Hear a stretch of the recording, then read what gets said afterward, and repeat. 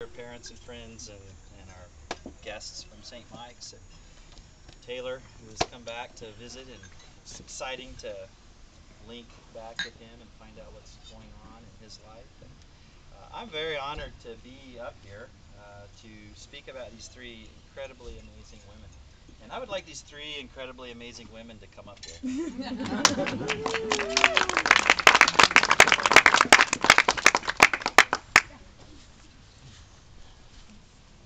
So there's a couple of parts of my job that I really like and get me out of bed every single morning, and then there's a couple of parts of my job that I don't like so much.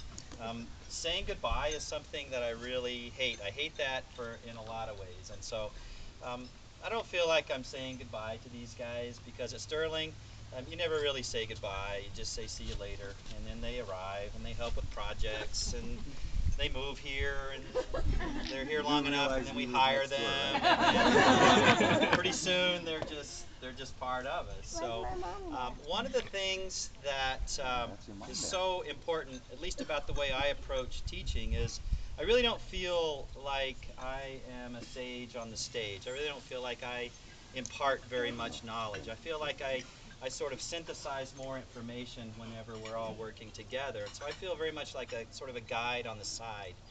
And I know Brew and Brittany, we've worked together for the last couple of years very closely, and I've only recently forged a relationship with Alexis, and that's why I sort of brought this peg today, because I found out part of her work has been involved in timber framing, and something that I'm becoming very passionate about right now is building with these pegs. So that's going to be your peg in the building. Right? So I asked these three to stand up here because they are all very unique in the way that they navigated through Sterling, and it would be better coming from them if they told you sort of what they did here and why they did it, and also what they're doing next. And then lastly, I've asked them each to sort of reflect on a single word that might sort of resonate their Sterling experience. So since I asked Brew first, we'll start with Alexis. So that means I have the least amount of time. Right. I'm Alexis, and I double majored, and so one of my majors, and it's self-design. One of them is environmental fields biology, and the other one is experiential education. And so I came here 2 years ago as a transfer student, and definitely haven't looked back since then. So it's been a very different experience from my previous college, and I was asked to come up with one word. I guess I'm going to cheat and go with two words. One of them is welcoming, and the other one is claustrophobic. as a very small school, when I first got here, I realized I would walk by and I'd say hello, and then 2 seconds later I'd be like hello, and then after like the third time I was like, look, I'm gonna say it again. But it's been very much that dualism of it's a family. You love them, you hate them, but every day you still see them. So. Awesome. Good. Thank you.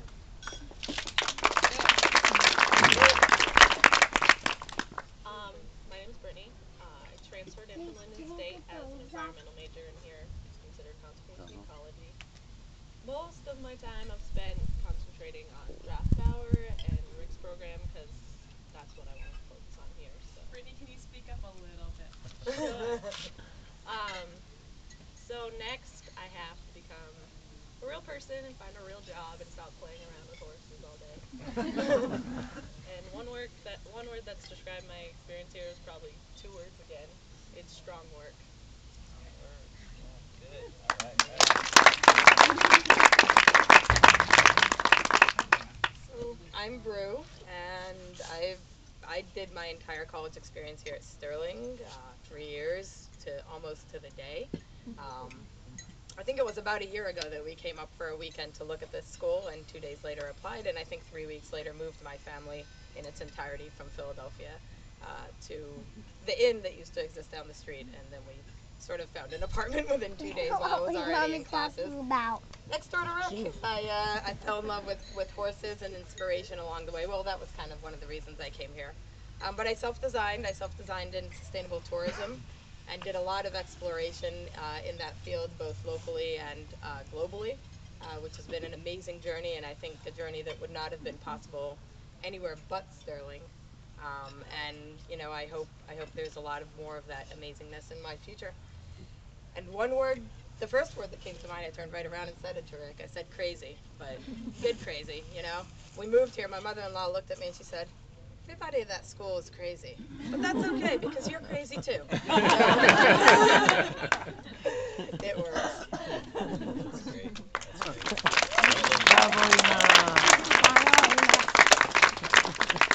So, like all commencement speeches, there should be a message, right? And so I've been thinking in the last 9 minutes when Matthew said that you're going to be doing this, what my message is. And actually, it's not any different than what my message is when we're out working horses. And of course, so much of my life is spent around, sort of in the service of the horse. And as I try to relay this message to students, I think it's a bigger metaphor for life and for your next step, and that's the difference between panic and fear. The difference between panic and fear. Fear is healthy. Fear is a healthy emotion. Fear is something that makes us human. Fear is something that makes us aware of our environment, aware of our actions, aware of the things in our relationships with the ecological world around us. Fear is something that keeps us alive. Panic, on the other hand, is something that will get you killed. Panic causes you to react in ways that do not make any sense. Panic is to be avoided. How do you avoid panic? Fear. Fear guides you. Knowledge. Training. Training yourself, training your horses, putting yourself in situations where you slowly begin to pull the cueing away. You slowly begin to pull the safety network away. Until now, whenever you are standing on the top of that 30-foot wave and you're getting ready to drop in, you have no panic. You have fear, but you have no panic. And that panic now has just moved to the back part of your mind. So as you move out and into life, you want to push panic to the side, but you want to let fear be present. Be very aware of the fear in your life. And something that I think is important to do is reflect on that fear and find out why it's in your life. Why is that fear present? And how do you then manage that fear so that it doesn't completely bind you into a phase of immobility? So there's a difference between panic and fear. Let's move the panic to the back. Keep the fear in the front. You guys have been awesome to get to know, and from just a very sort of selfish place, I will carry each of you with me for so long. You have changed the way that I do things. We are better because you were here, and you are leaving a legacy, and there are people who have watched you and who have learned from you and who are sitting among you, and they are going to carry forward, and they are going to be looking at you for guidance. The network that we build at Sterling is huge, and your job now is to go out and to widen the circle, to carry forward the good work you've done here, but to not be comfortable with the work you've done here, to become comfortable being uncomfortable, and to continue to push people in your life, to continue to widen the circle, and to be aware that Sterling will be here for you. So we thank you very, very